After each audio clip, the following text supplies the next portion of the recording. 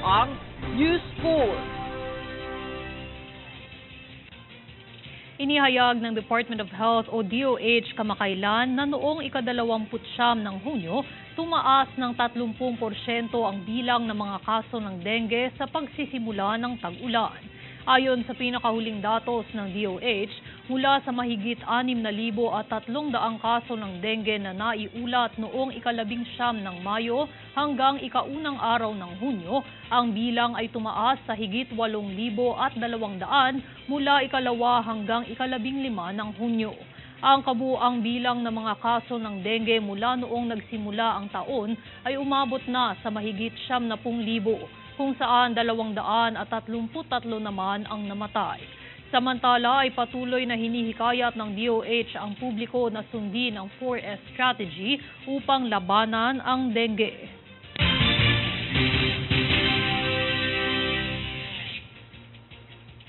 Nabiktima ng ransomware attack ang Department of Migrant Workers o DMW sanhi upang gawing offline ang mga electronic system nito. Humingi ng paumanhin ang DMW sa mga OFW para sa abala at tinitiyak na sa kabila ng pag-atake ay nagpapatuloy pa rin ang iba pa nitong sistema at proseso para sa mga OFW. Nakikipagtulungan na ang DMW sa Bureau of Immigration para mapadali ang maayos na proseso ng pag-alis ng mga OFW.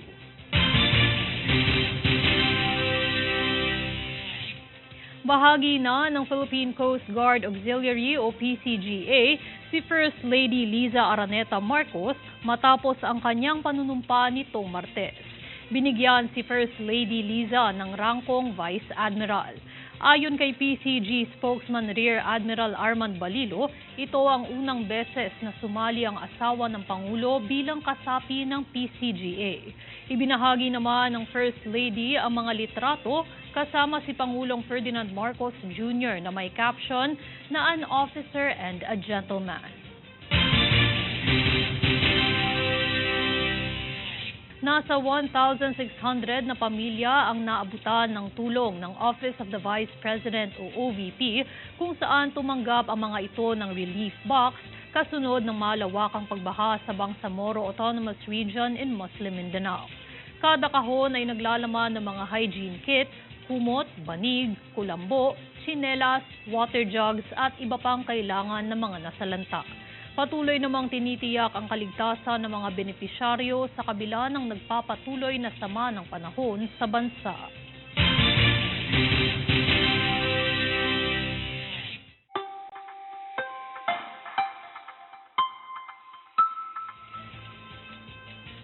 Kumikilos ang namataang low pressure area o LPA 200 kilometers east-northeast ng Surigao City, Surigao del Norte ngayong araw.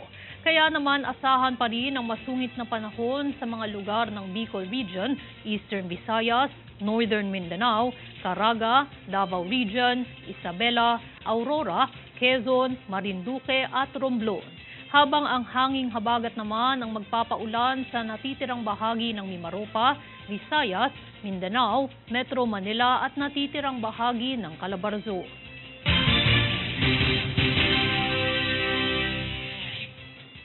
Susunod sa News 4. Mahigit 1,200 na Peking birth certificate natuklasan sa Davao del Sur. DOF layong palawaki ng pondo para sa sektor ng edukasyon.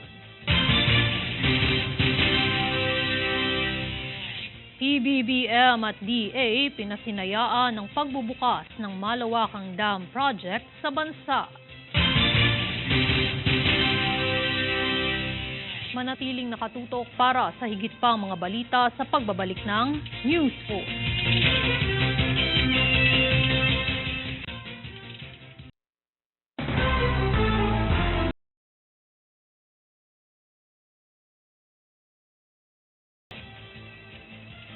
Pinasinayaan na ang malawakang proyekto ng Halau River Multipurpose Project 2 sa Kalinog, Iloilo sa pangunguna ni Pangulong Ferdinand Marcos Jr. at MOA Administrator Eduardo Guillen, NEDA Secretary Arsenio Balisacan at DA Secretary Francisco Chu Laurel Jr. Ang buong pangyayari tunghayan sa ulat na ito. Malugod na binuksan sa bayan ng Kalinog, Iloilo ang Halaon River Multipurpose Project 2 o JRMP2 bilang malawakang dam sa bansa. Ang proyektong ito ay nagkakahalaga ng 19 bilyong piso, kung saan inaasahan itong mapataas ang produksyon ng palay sa higit 300 metrong tonelada na matutulungan ang 25,000 magsasaka sa lalawigan. Ayon pa sa kalihim ng Department of Agriculture o DA na si Francisco Chu Laurel Jr., ang nasasakupang mapapatubigan ng dam ay aabot sa 31,840 hectares ng palayan. Nagsimula itayo ang dam noong 1982 at noong 2019 muling isinagawa ang konstruksyon nito, kung saan ang groundbreaking ceremony ay naganap noong Pebrero nakaraang taon. Sa makatuwid na kumpleto ang proyekto sa higit 4 na dekada. Jade Buhoy, nag-uulat para sa One Media Network. Formal nang sinimula ng Philippine Army at Australian Army nitong Lunes ang isang buwang exercise Karabaru 2024 sa Darwin, Northern Territory sa Australia. Ayon sa Philippine Army, ang 1st Brigade ng Australian Army ang host ng 2024 iteration ng Exercise Karabaru. Ito ay bahagi ng mas malawak na arkitektura ng Exercise Predators Run 2024 na tinaguri ang pinakamahalagang aktibidad ng pagsasanay sa littoral ng Australian Army. Samantala, ang Army at Marines contingents mula sa United States, United Kingdom at Timor-Leste ay nakilahok din sa ehersisyo. Umaasa ang Armed Forces of the Philippines na huhupa na ang tensyon sa West Philippine Sea matapos ang naging bilateral consultation mechanism sa pagitan ng Pilipinas at China. Ito ay dahil pinaghahandaan na ng AFP ang susunod na RORE mission sa Ayungin Shoal. Para sa detalye, narito si Francis Riodique. Saktong isang buwan na ang nakalilipas ngayong araw nang mangyari ang pangaharas ng China Coast Guard sa mga sundalo ng Philippine Navy. Hinarang, binangga at tinusok ng mga bladed weapons ng CCG ang inflatable boat ng Pilipinas habang nagsasagawa ito ng resupply mission sa Ayungin Shoal. Isang sundalo din ang naputulan ng daliri. Sa kasalukuyan, inanunsyo ng Armed Forces of the Philippines o AFP na muling naghahanda na ito para sa mga susunod na rotation at resupply mission sa BRP Sierra Madre. Ayon kay Philippine Navy spokesperson for the West Philippine Sea, Rear Admiral Roy Vincent Trinidad, nakumpuni na ang mga nasirang gamit ng China Coast Guard kabilang ang rigid hull inflatable boat. Ipinauubaya na umano ng AFP sa Western Command o WESCOM ang pagsasagawa ng plano sa nasabing RORE mission. Dagdag pa ni Trinidad, sa isasagawang misyon pa lang malalaman kung may positibong epekto ang nakaraang Bilateral Consultation Mechanism o BCM ng Pilipinas at China. Isinagawa ang BCM na ito noong July 2 kung saan nagkasundo ang Department of Foreign Affairs at counterpart nito sa China na pahupain ang tensyon sa pinag-aagawang teritoryo. Bagamat nakitaan ang pagbaba ng bilang sa mga barko ng CCG sa nakalipas na buwan, bahagya namang tumaas sa linggong ito. Kaya naman hindi pa umano matiyak ng AFP kung indikasyon ba ito ng epekto ng BCM. Francis Riodique, nag-uulat para sa One Media Network.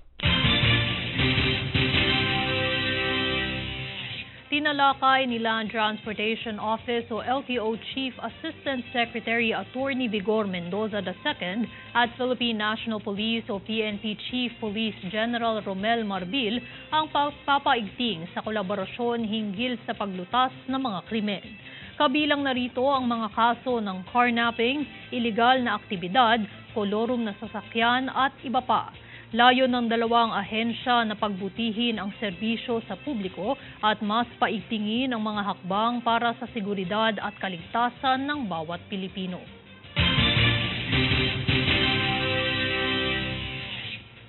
Inilahad ng Philippine National Police o PNP ang buong suporta nito sa panukalang batas na isinusulong ni Senador Win Gatchalian na naglalayong ipagbawal na ang pagsusugal online. Tunghayan ang detalye sa balitang hatid ni Daniza Lopez. Inilahad ni Philippine National Police Criminal Investigation and Detection Group o PNP CIDG Deputy Director for Administration, Police Brigadier General Raul Tataka na suportado ng PNP ang panukalang batas na isinusulong sa Senado na naglalayong ipagbawal ang online gambling.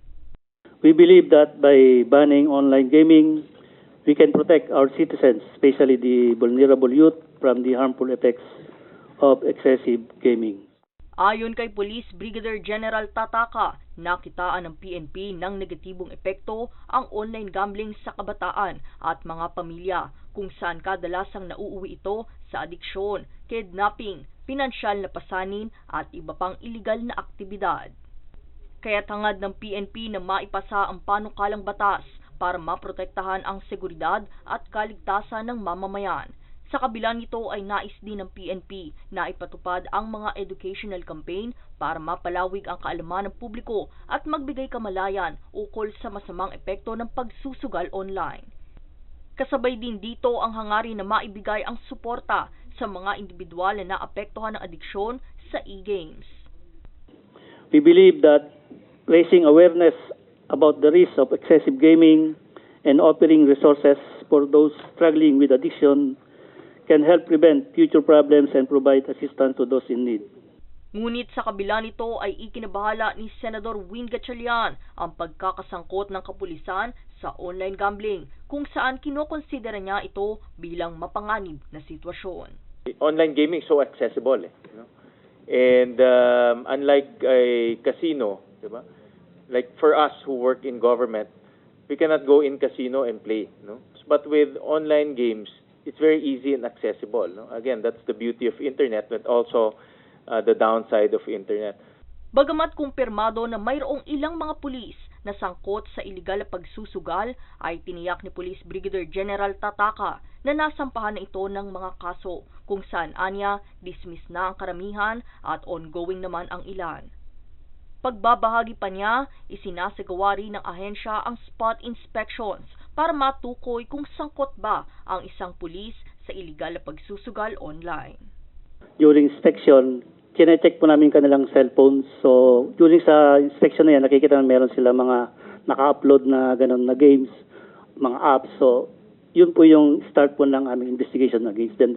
Titignan po namin yung kanilang background, ilan na ba yung kanyang salary compared po sa kanyang utang. So, doon po lumalabas po yung na talagang yung personal natin yun is addicted na po sa illegal gambling. Pinuri naman ng senador ang PNP sa pagiging aktibo sa pagtugon sa mga kaso ng illegal na pagsusugal. Daniza Lopez nag-uulat para sa One Media Network.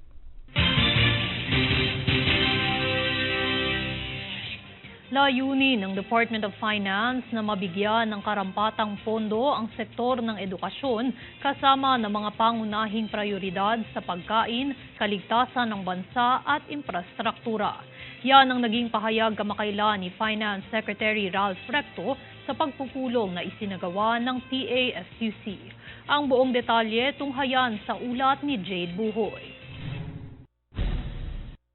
Sa kamakailang pagpupulong na isinagawa ng Philippine Association of State Universities and Colleges o PASUC, nagpahayag si Department of Finance Secretary Ralph Recto sa layuning gawing prioridad ang edukasyon sa mga bibigyang karagdagang pondo ng ahensya.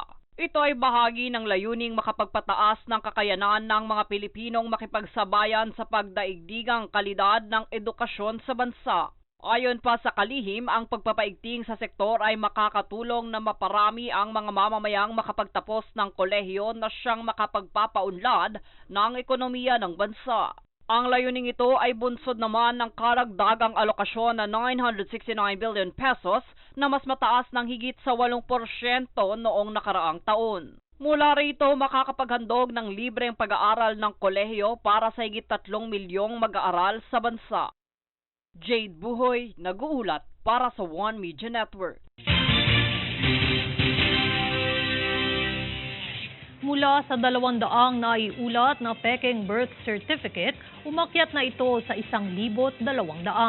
Pangamba ng mga mambabatas, isang malaking banta ang mga insidenteng ito sa pambansang seguridad. Para sa detalye, narito si Francis Riudique. Labis na ikinabahala ng mga mambabatas ang natuklasang tinatayang 1,200 na insidente ng Peking birth certificate sa Davao. Nakarehistro ang mga ito sa Civil Registry ng Santa Cruz, Davao del Sur. Ayon sa mga ulat, karamihan sa mga ito ay mga Chinese nationals. Ayon kay Senator Risa Hontiveros, ang pagkadiskubre ng mahigit 1,000 Peking katauhan bilang Pilipino ay isang banta sa public order at national security. Pangamba niya, ilan sa mga ito ay posibleng bumibili ng lupa, bumubuo ng korporasyon at naihalal na bilang kawani ng pamahalaan. Sentimiento naman ni Senate President Chis Escudero, tip of the iceberg pa lamang ang mga impormasyong ito. Aniya, hindi si suspended Banban Tarlac Mayor Alice Go ang una at huling nakakuha ng Peking birth certificate. Ito ay dahil 2016 pa umano nakakuha ng Peking dokumento ang nasabing mga Chinese nationals sa pamamagitan ng late registration. Samantala, pagsisiwalat naman ni Senator Coco Pimentel, lumalabas sa investigasyon ng NBI, karamihan sa mga kumuha ng Peking dokumento ay mayroong criminal records. Dahil dito, aasahan umano ang investigasyon ng Kamara at Senado ukol sa insidenteng ito. Francis Riudique, nag-uulat para sa One Media Network. Nagsagawa kamakailan ng boarding exercises ang Philippine Coast Guard o PCG bilang bahagi ng kursong Vessel Board, Search and Seizure o VBSS sa Port Area Manila. Ayon sa course director na si Lieutenant Commander Mark Jefferson Mangoyob, ang kurso ay nagsagawa ng simulation at iba't ibang mga talakayan ukol sa pagsasagawa ng boarding operations sa mga sasakyang pinaghihinalaang may iligal na aktibidad. Dagdag pa ni Mangoyob, sa pamamagitan ng pagsasanay sa mga aktwal na sitwasyon, nabubuo ng mga miyembro ang kanilang kakayahan na pamahalaan ng iba't ibang sitwasyong pandagat na tumutulong upang itaguyod at isulong ang seguridad at kaligtasan ng dagat.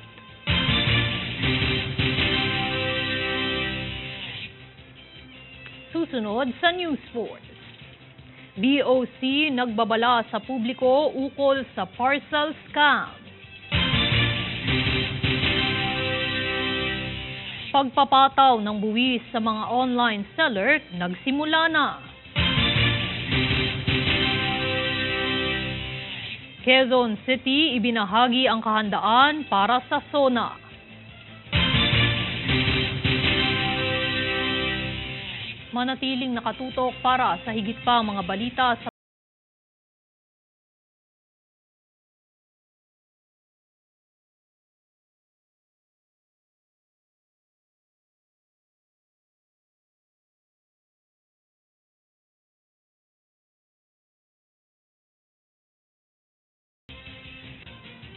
Nagsimula na ring patawan ng buwis ng Bureau of Internal Revenue o BIR ang mga online seller nitong Lunes, 15 ng Hulyo. Ayon kay Bureau of Internal Revenue Commissioner Romeo D. Lumagi Jr., ito ay alinsunod sa Revenue Memorandum Circular o RMC number 79-2024. Anya, wala na ring magaganap na extension na ibibigay pagkatapos ng nakaraang 70 araw na extensyong ipinatupad kamakailan.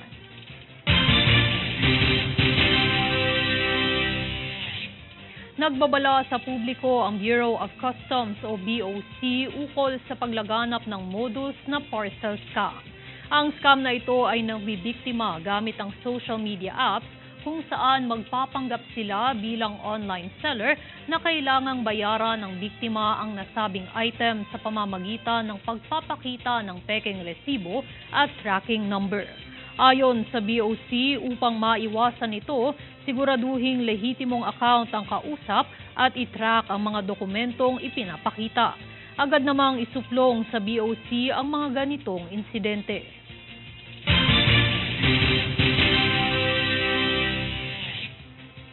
Nagpapaalala ang Bangko Sentral ng Pilipinas ukol sa paglaganap ng modus sa social media kung saan gumagamit ng pekeng content upang makapagkalap ng impormasyon ng tao. Ang modus na ito ay nagpo-post ng AI-manipulated content na kung saan magpapanggap ito bilang isang lehitimong organisasyon, opisyal o individual. Paglilinaw din ng BSP na hindi isinusulong ni BSP Governor Eli Remolona Jr. ang di umano'y Tesla code o anumang cryptocurrency investment at tanging kanilang opisyal na mga kontak lamang ang magbibigay ng mga pagkakatiwalaang impormasyon.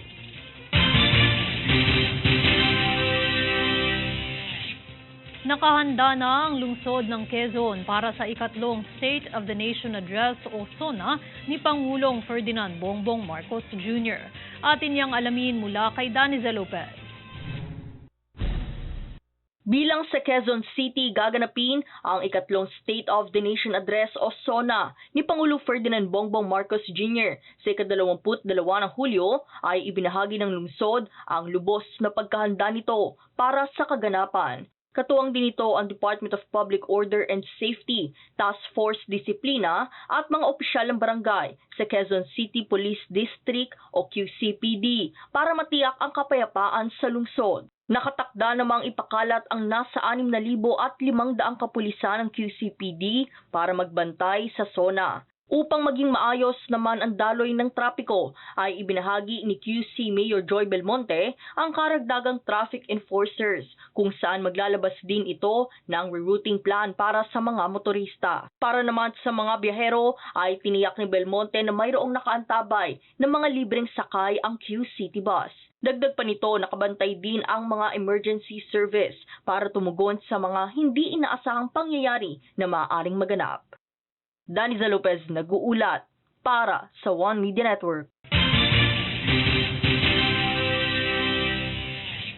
Nitong Martes ay inilunsad na ng gobyerno ng Pilipinas ang cruise visa waiver na gagawing mas madali at maayos ang pagpasok sa bansa ng mga dayuhang nangangailangan ng visa na magbabakasyon sakay ng mga cruise ships. Ayon kay Tourism Secretary Cristina Frasco, inaasahang ang programang ito ay makapagdadala ng mas maraming cruise passengers sa bansa at mas mapalakas ang sektor ng turismo ng Pilipinas. Maaaring mag-apply ang mga kwalipikadong dayuhan para sa waiver sa e-services portal ng Bureau of Immigration.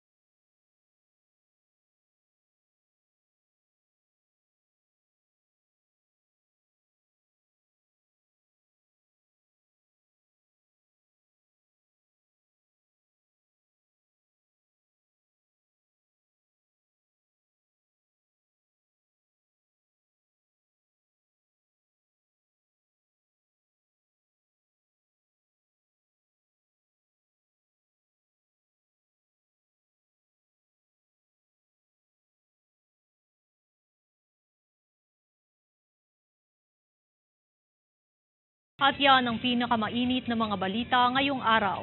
Manatiling nakatutok sa aming mga ulat at updates sa aming Facebook page, facebook.com/OneMediaNetwork.